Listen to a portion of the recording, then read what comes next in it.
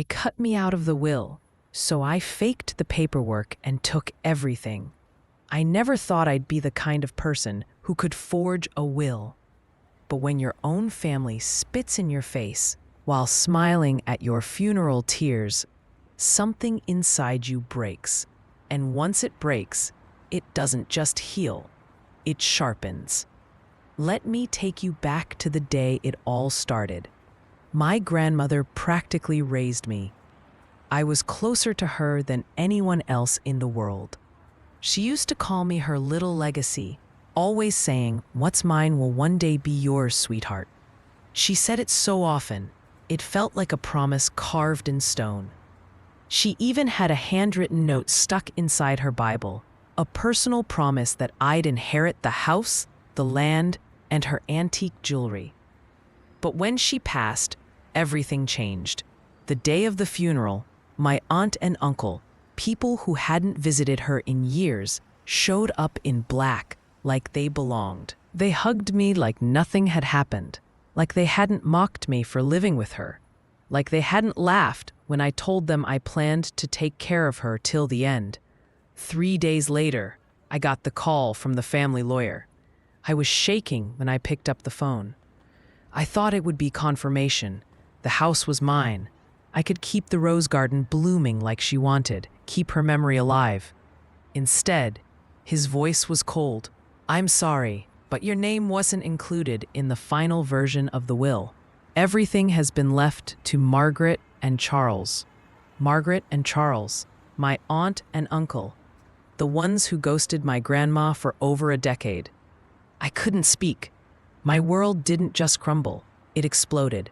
They'd convinced her to change the will, probably when she got sick and started getting confused. I knew what had happened. They had manipulated her, gaslit her, maybe even drugged her. But proving it, that was another story. I remember standing in the hallway of the house, looking at her wedding photo on the wall, my fingers shaking. I whispered, "I'm sorry, Grandma, but I won't let them take everything." And that was the moment I changed. I started researching.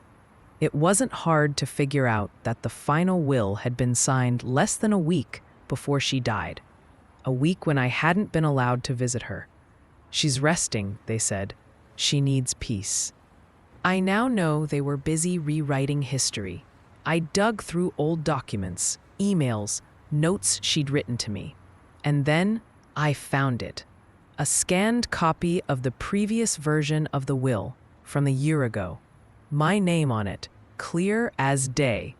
Everything to me. I took it to a forger I found through a sketchy Reddit post. He was young, quiet, asked no questions. He didn't even flinch when I said it was a will. I paid him every dollar I had, even sold the bracelet my grandma gave me on my 16th birthday to cover it. He gave me back a new final version, complete with notary stamps, signed and dated, the same day as the supposed new one. I waited a week, and then I walked into the lawyer's office and dropped the forged version on his desk. "This was the version she gave me. I don't know why you have a different one, but this is the one I was promised." He stared at it for a long time, too long. What happened next was chaos. Legal battles, accusations, Margaret screaming in court, Charles threatening to ruin me. But the document was solid. Every check passed. No one could prove it wasn't real. And just like that, the house was mine. The look on their faces when the judge read the final ruling. It fed a part of me I didn't even know existed. Rage doesn't go away. It transforms. And that day, it transformed into justice. But this isn't where it ends. Because 6 months later, they came back. Not as owners, not as family, but as beggars. Charles had lost his job. Margaret's investments went belly up. They were about to lose their apartment, and they came to me. They stood at the door like strangers. Margaret's mascara smudged, Charles's hands trembling. I looked at them through the peephole for 10 full seconds before opening the door. She didn't even say hello. She said, "Is there any chance we could stay, just for a while?" I smiled and said nothing, stepped aside, and let them walk into the house that was never meant to be theirs. I didn't let them in out of pity. I let them in because I wanted them to feel it. Feel what it's like to breathe in the same space they tried to steal. Feel what it's like to be guests in the house that was supposed to be their empire. Feel what it's like when the girl they discarded holds the keys. Margaret stepped inside first, trying to carry that same superiority she always wore. But her shoes were scuffed, and her perfume was cheap. Charles followed her, carrying a suitcase with a broken wheel and an aura of defeat. My living room, the same one they laughed in while discussing their plans, had never felt so satisfying. "I don't want to be a burden," Margaret said, her voice trembling behind a forced smile. "You won't be," I replied sweetly. "You'll earn your stay." She blinked. "What do you mean?" I tilted my head. "There are chores, repairs, errands. I'm running a household here. I can't do it all alone. But if you're staying rent-free..." Charles's mouth twitched. Margaret looked like she swallowed a lemon, but they nodded. They had no other choice. The next few weeks were glorious in ways I didn't expect. I didn't scream. I didn't throw tantrums.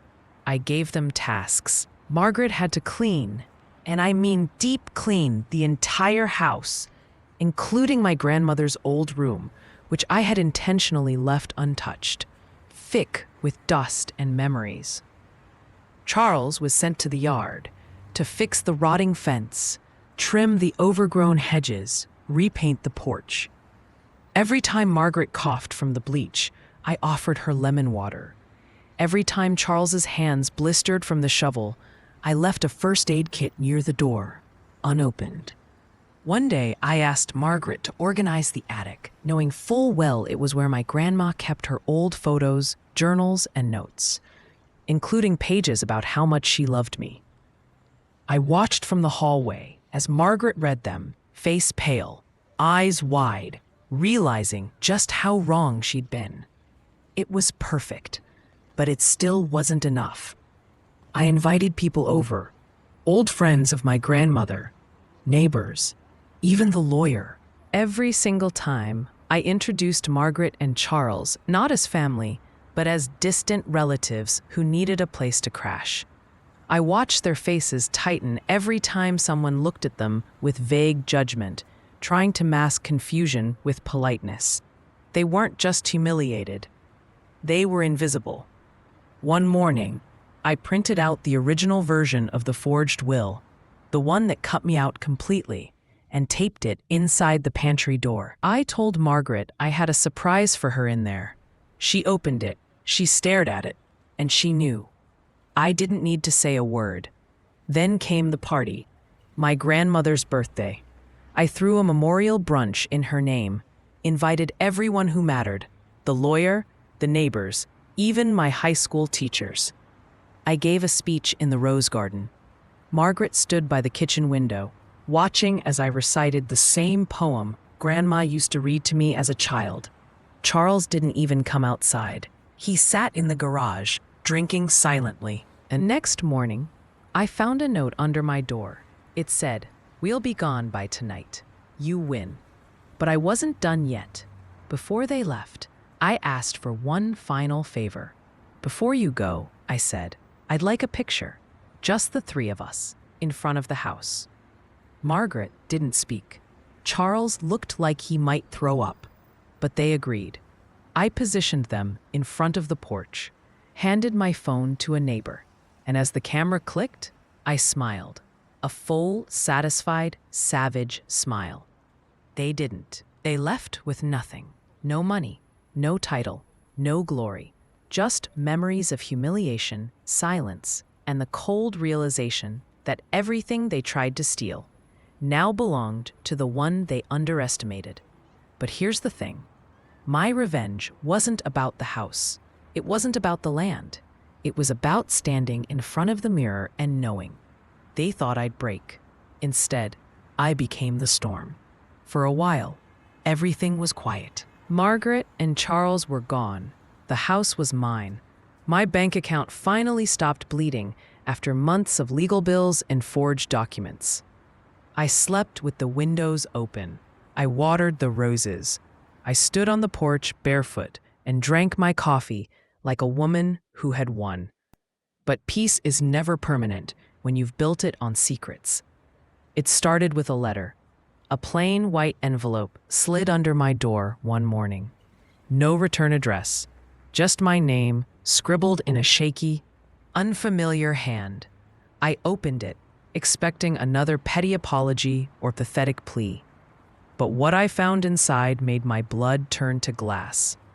It was a copy of the original will. Not the version I forged, the real one. The one I had never seen. My name was in it, bold, clear. Everything was meant to go to me, just like Grandma always promised. There had never been a switch, no manipulation, no betrayal. The will I thought they used to cut me out, it never existed. It was all in my head. I stared at the letter for hours. Someone had found the real document. Someone knew what I'd done. And they were letting me know, without saying a word, that they held the truth. At first, I panicked. Who had it? The forger? The lawyer? Charles? Margaret? And then I realized it didn't matter. The truth was out there, and I had built my empire on a lie. It didn't change the outcome. The house was still mine. Legally, technically, I hadn't taken anything that wasn't mine to begin with. But the fact that I believed I had, that I forged a will because I was so sure they betrayed me, that shame burns in a way nothing else does. Days passed, then weeks. The letter haunted me.